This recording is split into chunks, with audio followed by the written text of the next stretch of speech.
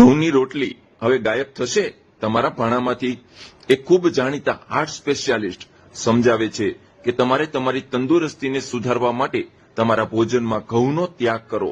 William Davis MD cardiologist પોતાની કારકિર્દીની શરૂઆતમાં એન્જિયોપ્લાસ્ટી અને બાયપાસ સર્જરી કરતા હતા, કારણ કે મને એ જ કરવા માટેનું શિક્ષણ અને ટ્રેનિંગ મળી હતી.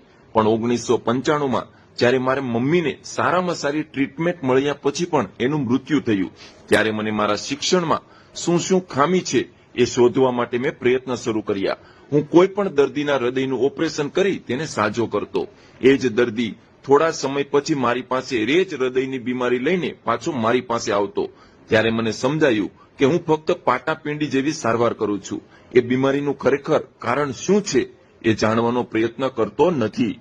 એટલે એ ડોક્ટરે એના પછી સતત 15 વર્ષ સુધી આ બાબત એટલે કે હૃદયને આ બીમારી માટે ખૂબ સંશોધન કર્યું. અને આ સંશોધન પછી વિટ બેલી New York time best selling book બહાર પાડી, જેમાં એને ખૂબ જ વિસ્તારથી લખ્યું છે કે હૃદય વિકાર, ડાયાબિટીસ વાળા અને જાડા વધારે વજનવાળા લોકો તેમની ઘઉં ખાવાની આદતથી આ બીમારીનો ભોગ બને છે. ભોજનમાંથી જો ઘઉંની વાનગીઓને બાકાત કરશો તો તમે તમારી તંદુરસ્તી સુધારવામાં ખૂબ જ મદદગાર સાબિત થશે. આ પુસ્તક વિટ બેલીમાં શું જણાવ્યું છે? ઘઉંથી તમારા શરીરના લોહીમાં સાકરનો ઝડપથી વધારો થાય છે.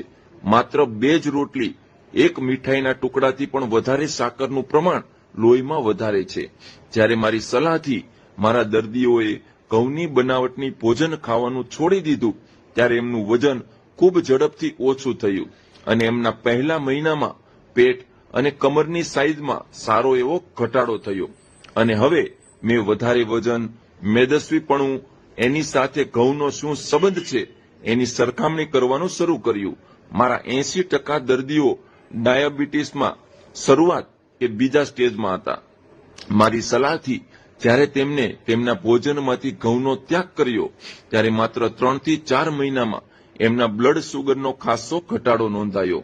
પણ એની સાથે બીજું ઘણું બદલાયું. એક દર્દીએ જ્યારે ઘઉં બંધ કર્યા, ત્યારે તેના વજનમાં 4 મહિનામાં 15 થી 16 કિલોનો ઘટાડો થયો. એને શ્વાસની તકલીફ, અસ્થમા એટલી હદે દૂર થઈ કે એને ઇન્હેલર લેવાનું છોડી દીધું. એને છેલ્લા 20 વર્ષથી માઇગ્રેન, સતત માથાનો દુખાવોની બીમારી હતી, એ દૂર થઈ. એની મરડાની તેમજ અલ્સર, ઘૂંટણનો દુખાવો, નીંદર નહીં આવે વગેરે ઘણી બધી બીમારીઓ દૂર થઈ ગઈ. હવે તમે ઘઉંનું રાસાયણિક વિશ્લેષણ કરશો તો એમાં એમાઇલોપેક્ટિન નામનું તત્વ હોય છે, જેમાંથી આપના લોહીમાં એલડીએલ નામના કોલેસ્ટ્રોલનો વધારો થાય છે, જેના લીધે હૃદયના રોગ થાય છે. જ્યારે તમે તમારા ભોજનમાંથી ઘઉંનો ત્યાગ કરો છો, ત્યારે આ કોલેસ્ટ્રોલનું પ્રમાણ એકદમ 80 થી 90% ઘટી જાય છે.